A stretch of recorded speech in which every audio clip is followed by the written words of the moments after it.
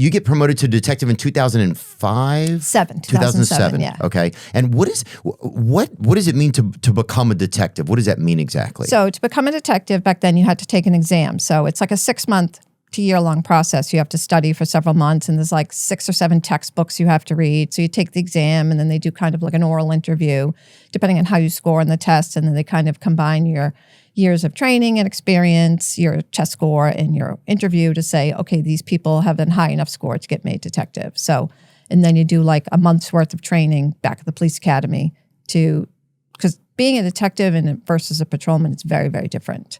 First of all, you wear a uniform, which is my favorite part. But it's just a completely different job. Like you're now responsible. Cop gets a call, they go to the call, they write a report, and that's the end of it until they have to go to court.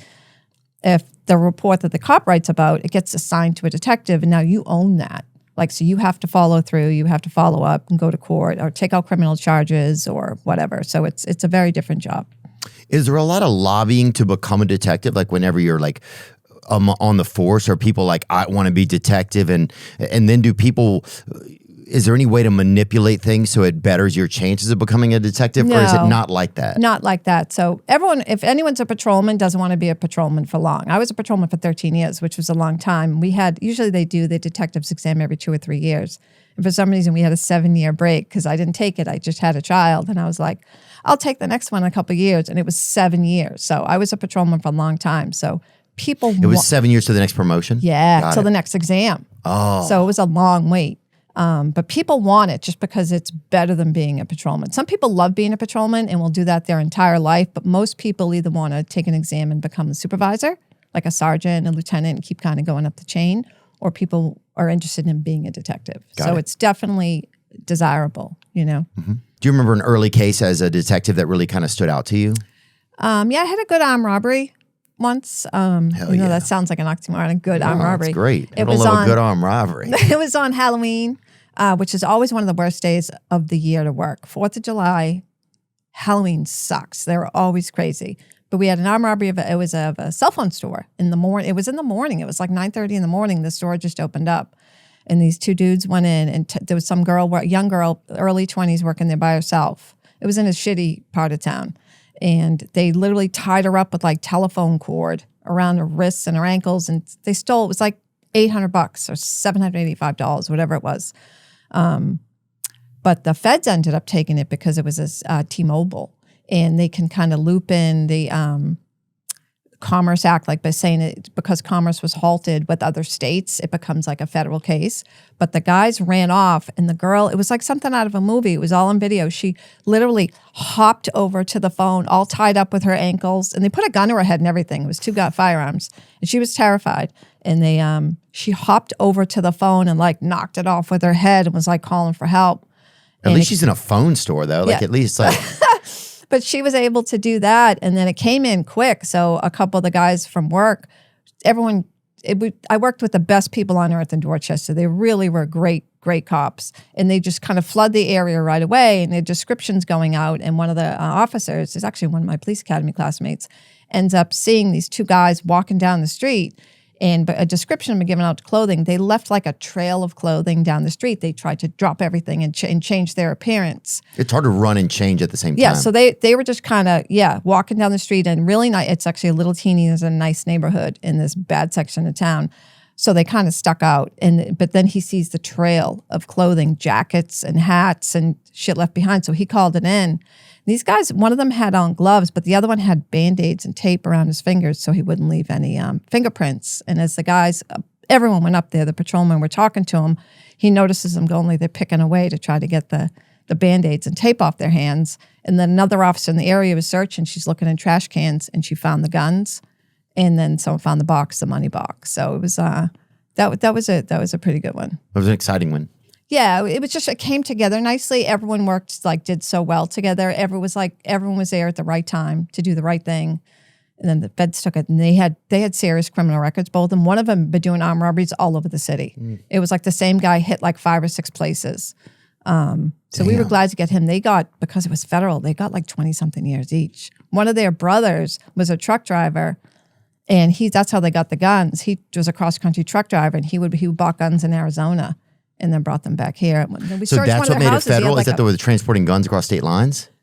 I think they didn't end up prosecuting him because he basically testified against his brother. But what made it what made the sentencing so severe? Because they were, the way the feds do it in federal court is they basically add up, it's a point system, and depending on how many charges or cases, how many times you've been found guilty, then you're considered an armed career criminal, and you get extra time added on. Oh, got it. But yeah, for $785, they went to jail for like 20-something years each. It was crazy. It's idiots. Yeah, And pretty much. And that poor girl was terrified. I always felt bad for her. Yeah. Oh, that would be so scary, dude. I don't know what I would do if someone did something like that, like pulled it, like, you know. She didn't even want to identify them. We were trying to do we do a bring back or show up you bring, because we brought them to say, have her identify them. And she was like hiding behind the blinds in the store. Usually they'll have them like go out on the sidewalk and the person will like look through a car window, but she was literally hiding. She was absolutely terrified. The poor thing, she's crying and everything. How important are fingerprints? Is that a real thing? How important is that when you were a detective? Well, that's a real thing because everyone's are different. Yeah. So if you get found at a scene, whether it's a break-in or a robbery or something like that, and they find your fingerprints, well, what other excuse do you have for being there? So it's a pretty good, especially now people like in court, when cases go to court, they don't want witness identification. They want, because all the CSI shows, they think we all have this bags of evidence to show when it comes to court. So juries want to see forensics. They want fingerprints. They want like cell phone records. They want DNA left behind, because of the TV shows makes it look like that's left at every scene. But these guys covered their fingerprints. They had masks on, like they put, bandanas around their face. But the girl identified them from the clothes. One of them didn't have a mask on. But so fingerprints are definitely very important.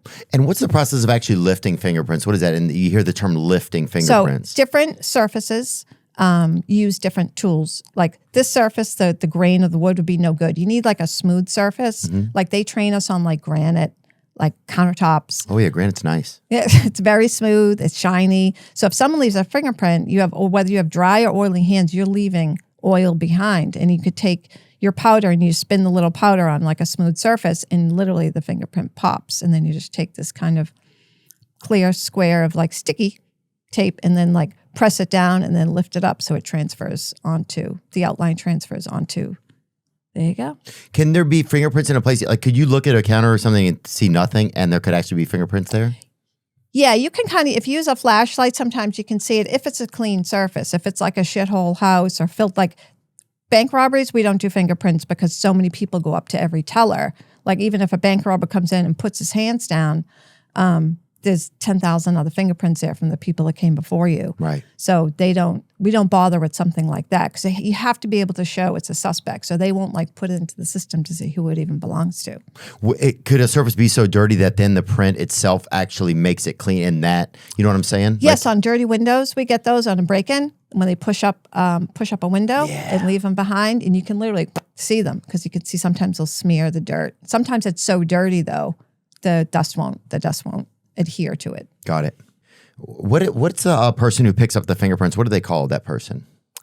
Well, we do it. Detectives do it. Detectives do it. They do it in Boston, yeah. Some in other places, like the crime scene tech will come out and other departments, but we do it ourselves. Unless it's like a major incident, like a homicide, then the homicide unit will call the forensic unit, and those are civilians. They're not police officers, but they have gone to school for that. So if it's like a major, like I said, a homicide or something, they'll call in the crime scene techs to do it. They don't want to mess with us. And you ever have a day where it's just busy and you're like, oh shit, I got to get to my kid's birthday or whatever. I'm going to fucking we'll hope for the best on this when you take off. Yeah, it sucks. Like your shift ends at 4:00 if you work days, and at 3:45, a person's stabbed. All right, I won't be home till midnight. So. Oh, so you stay around. No. You stay. Oh yeah, I was saying like if you ever had a thing where it's like I got to get out of here, instead of doing the work, instead of dusting for these fingerprints, I'm gonna hit the road. You can't do that. You can't. No, it's on you. If it's your case, if you're on call, we call it catch day in Boston. But detectives, like certain squads, are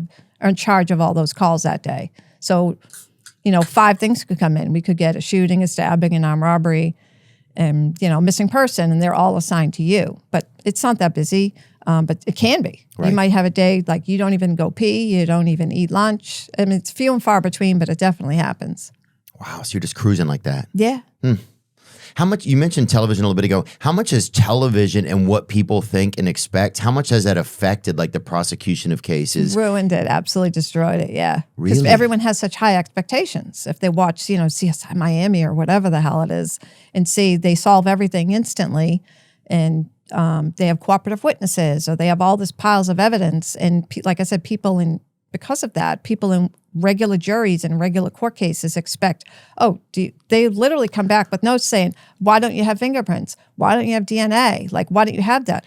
Well, not every case has that. Like I said, a bank robbery comes in, they don't touch the counter. We have no DNA. We have no fingerprints. Like no semen either, we have to go surely. on eyewitness identification, and videos now everywhere. Video's huge. Video's a huge help, but it's definitely, the shows have been a detriment to prosecuting cases for sure. So you think it's made that the shows have made it harder to prosecute cases? Absolutely, because people have higher expectations. The juries do. The juries do. Yeah. And they're like, oh, there's not enough here. Yes, they'll be like, it's not. You don't have anything. Where is everything? Yeah. It's like, well, we have we've got the video and we've got this and that, and like, no. So it's tricky. Yeah, it's not been our friend. It's fascinating. It's fascinating because it kind of glorifies the sport of being a detective, but at the same time, ruined it. Yeah, dang. That's a lot of things happen like that. Once things get glorified so much, kind of they get ruined sometimes. I think that's just almost a general rule of things. It feels like, except for God, probably. You always hear like the show's The First 48, right?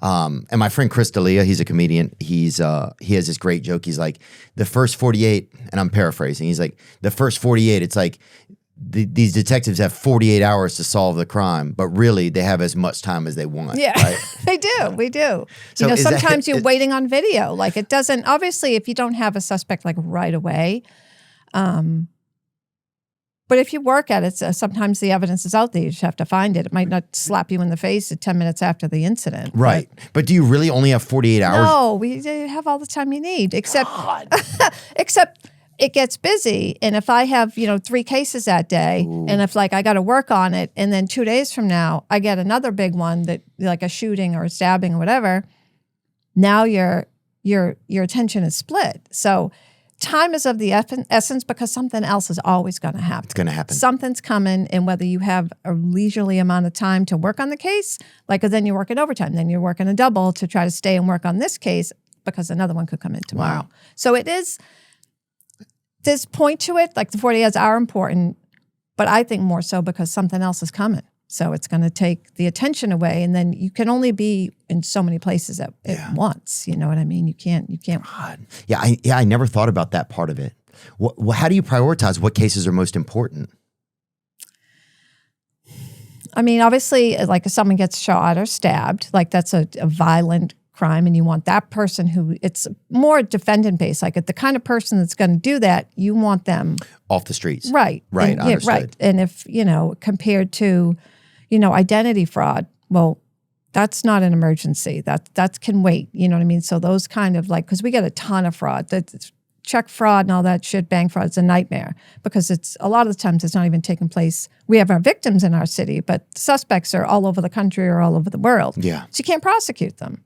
Yeah. So it's hard to chase down. So those are kind of, to the victim, it's not a lower priority. They're the one that had their money stolen or whatever. Of course. It's not the same as being shot or stabbed. Or having a criminal that's out there. Violent armed robbery or something like that. We got to find this guy now because obviously they're in heat for crime. Yes, exactly. Wow.